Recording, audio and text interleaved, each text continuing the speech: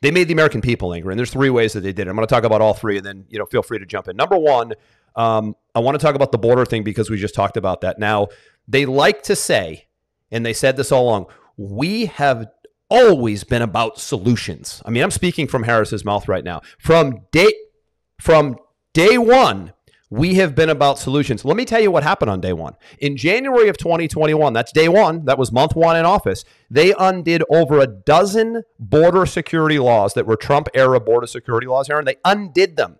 They passed executive orders. If there's a law in place by a previous president that you want to remove when you're the president, once you're sworn in, you can pass an executive order to just remove it because now you're the new president. Over a dozen laws were removed.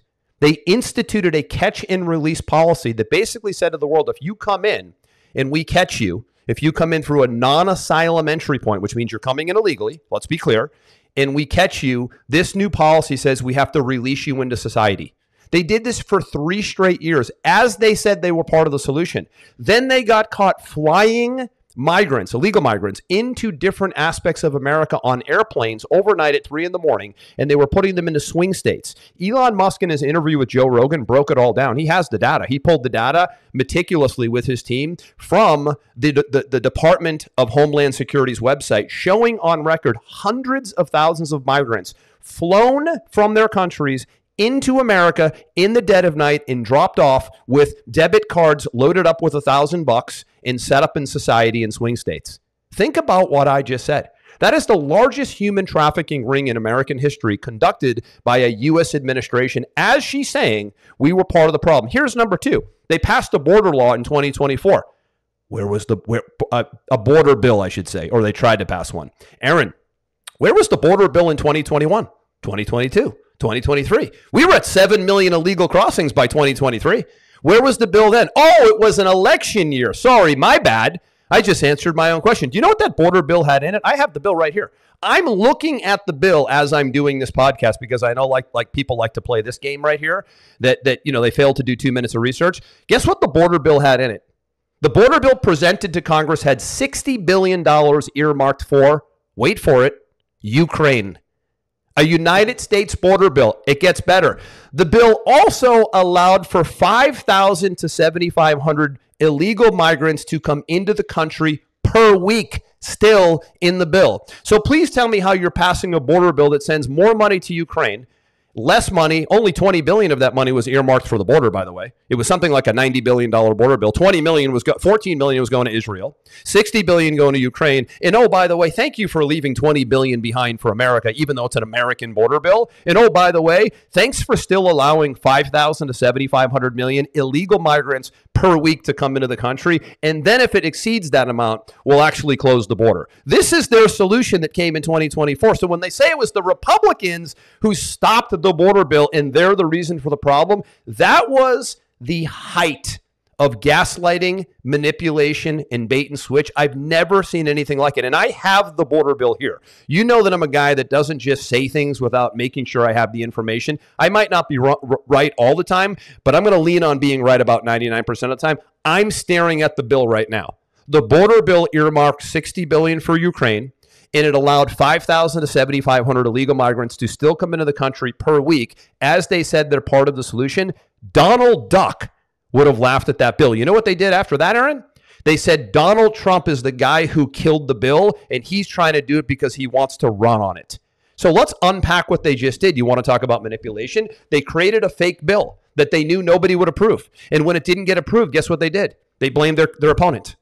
It's his fault. But nobody took the time to read the bill. I don't think many people do. But that's the thing. So I made sure for this episode I have the bill. Second thing I want to talk about is this Project 2025. You familiar with this? No. So they used another lie and abusive language in this Project 25 document. So there's a conservative think tank called the Heritage Foundation. Just like there's liberal think tanks. And when a new president is about to come in, when a new administration ideally is about to come in, if it's your guy or your gal, there's always these mandates for leadership. There's these documents they put together where they say, hey, we'd like to make a proposal to you, Donald Trump, or you, Kamala Harris, on how we think leadership should be under a conservative Republican or under a liberal Democrat leadership. So large document, staring at it right now. It's on my desktop. I'm not going to bring it up because it's 900 pages, and I haven't read all 900 pages, but I've scanned most of it. and there's a website that this organization has put up. They said that in Project 2025, that A, it was Donald Trump's secret doc. He has nothing to do with it. Check that. Number two, you know what else they said, Aaron? They said Project 2025 says that if Donald Trump's president, he'll ban abortion across the nation for good. Yeah, I have the document in front of me, and it isn't even mentioned. It's quite interesting because that seemed to be the most divisive of them all, right? Yeah, that seemed to be the one thing that the people who were voting Democrat, when they were being interviewed at these different polling stations, they were saying, I'm voting for my daughter's rights. I'm voting for my daughter's rights. And it made me look stuff up because I was thinking, well, what rights are being impeded on? Yeah, what rights are being impeded here? And it turns out and you can tell me if I'm wrong because you know more about this than I do. It turns out that I believe what Trump said is, no, I'm not going to put any new laws or repeal any laws. Nothing. I'm just going to allow the states, which is the way that it's been for a very long time, to just define what their state laws are, not a federal law. Mm-hmm. Yeah, exactly right. So number one, Trump is a moderate on abortion, probably the most moderate of any Republican in a long time. Meaning, that's what I thought too. Meaning he doesn't care if you want to get an abortion, but he wanted to put a 15-week ban in, which at the end of the day, Aaron, if anybody's fighting for an abortion past 15 weeks, they probably should be in a psychiatric institute. I mean, let's be real. 15 weeks. There are outlier situations for sure. If the woman's life is at risk, absolutely, right? 100%. Life is at risk. Woman's life is at risk. You and I are pro-choice guys. We get it, but let's be real. This isn't going to happen at 6 months. So he never said it, and he never ran on it. And I'm also looking right now at the website. So each candidate has a website where their policies are on the website. There's no policy on the Trump-Vance administration website that says in any way, shape, or form that they're going to go after abortions in any way at all. In fact, they're the ones that undid Roe versus Wade in their administration, that just moved abortion from being a federal level to a state level, where it's just, he said, I'm staying out of it. It's just at the state level. I'm not involved. He wasn't running on that. They don't have time for this crap, right? Secondly, they said that Project 2025 was going to ban Social Security. I have the Project 2025 doc in front of me as we speak, and I'm going to link to the website below where they demystified every single one of these claims. I'm only going to talk about two here today. Never once mentioned that Social Security would be in any way affected for any retiree. So they said that they were going to ban abortion, and they said that they were going to ban Social Security, and they ran on that. And Kamala Harris on almost every opening speech said, exact words, if Donald Trump wins, he will ban abortion nationwide. This was her opening statement. She was riling up that fear. It was a blatant lie, and it only took about a minute or two of research to go, you know what? Let me take a look at this controversial Project 2025 doc and just double check. But we're going to put the website down below, which Project 2025, that Heritage Foundation, they took every one of those lies and they said, we're going to tell you what's true and what's not true. And they took every one of them, beautiful website, and they said, here's our stance. This is our words in writing, dated and timestamped. Here's what they ran on, and here is the truth. All of it was a lie. The third thing I want to talk about is this women's rights things, to your point. I saw LeBron James post on his Instagram, Aaron, last week. He has a young daughter. I think she's 3 or 4 years old, but he has older sons as well. I'm going to fight every which way that I can to protect my baby girl. We don't need the help of this new administration coming in. We won't let them attack your rights. Okay. Secondly, was the mayor or the senator of Chicago, exact words. You want to talk about crazy? Exact words. If you come for my people in my state, I'm coming for you. Coming for you how?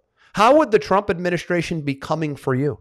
If you come for my women in my state, I'm coming for you. How would anybody be coming for women in your state? So now I've done this exercise with people.